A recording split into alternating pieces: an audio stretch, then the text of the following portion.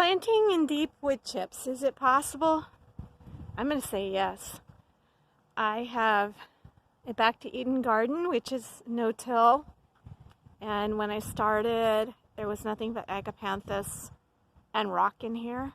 So it's been less than a year, and I have places that I piled the wood chips pretty thick, pretty heavy. There's a mix of native wildflowers, plants, and fruit and vegetables in here. So what I wanted to show is it is possible to plant into the deep wood chips. I still need to see what happens as a result, but part of what I've done is I've got fruit trees started, and there's a nymphoria ready to bloom, garden, fennel, asparagus, and a lot of other things. I put in a native, I believe it's a native corn, stained glass corn, a lot of other things where I just pulled back the wood chips and planted. I did buy some potting soil for the areas that I was talking about. I got tired of trying to wait for these wood chips to all decompose.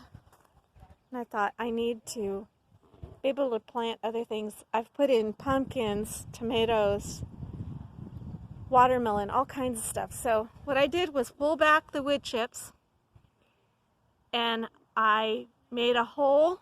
So basically I came in and I pulled it back and kept digging until I got down to the soil. Then I put in potting mix to bring it up almost level to the soil.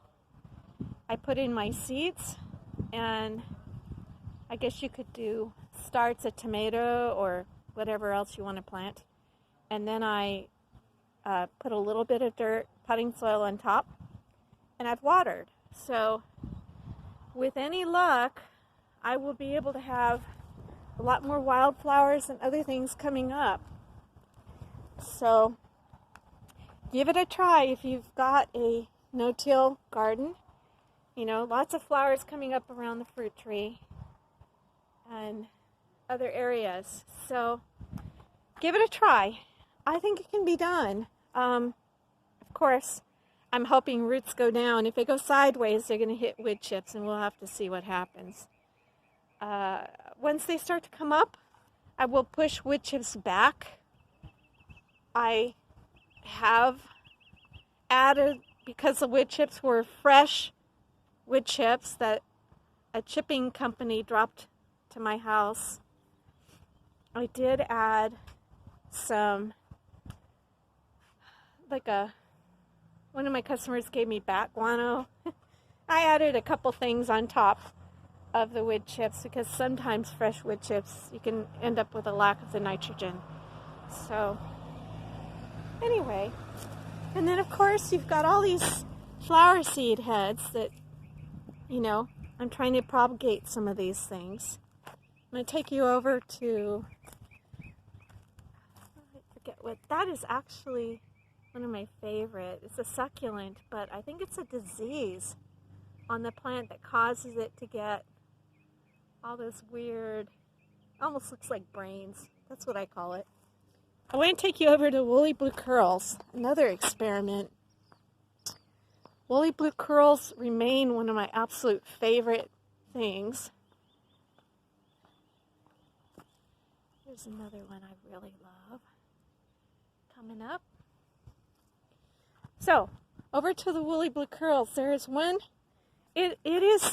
This is an easier variety to grow. It's a hybrid between two different ones. I don't know if it's a Mexican one and the woolly blue curls. The flowers are beautiful. They're a little different, and it seems to be much more hardy than the other variety. But what I've done, let me take you over to the woolly blue curls. Bear with me. So, here's the woolly blue curls, and the flowers are just It remains my favorite. And the leaves I turn into a tea. Native Americans use that as a tea. I'm not sure for quite what purpose, but I do enjoy it. This, I've bought probably 7 or 8 of them, and I've only got a few left. The rest died. But I actually started some starts of this. And what I did was take like a side shoot, say here, 3-4 inches long, remove lower stems. Some I planted in perlite and put them in a window in my house, and every few days I'm watering it just to see if they will start to root, and then I can transfer them to dirt. And then as an experiment, I took a few of these. I took some of the hybrid one and some of the Trichostenum lenitum woolly blue curls that I just showed you prior, and I stuck them in the ground with some rooting hormone. I was trying to find out how to start them online, and I saw, some people said in a greenhouse on a heating pad. Well, I don't have a greenhouse. I don't have a heating pad. And my goodness, I did that like a week ago and they're still alive. So let's see what happens. And let me show you another start here. Really amazed me. Oh, this one, I thought it was dead. But I don't know if you can see it right here. It's still green. Like 3/4 of it died, but it's still got a green area there. So there we go. I'm excited. That's going to be, I think those are going to be cosmos and some other flower. But I just want to encourage you that there's no reason, there's potato. You just simply pull back the wood chips, lay potatoes on the ground, and then cover them with wood chips. Probably, I'm sorry, that's the potato. I've got different varieties. Might be some kind of a fungus going after them. Don't know. But anyway, I've got a bunch of potatoes coming up through here. And all you do is just cover them with 6, 7, 8 inches of wood chips, like Paul Gauci in the Back to Eden film says, and keep them covered. And as they grow, the mulch shifts, and you don't have to keep covering the potatoes with soil. Otherwise, they would, get green. So no mounding, nothing. You just cover with the wood chips, and then the soil is just so much easier. And as these plants come up, you can see how moist it is in here. It's amazing. So you use less water. As these plants come up, I will be pushing the wood chips back around the plants.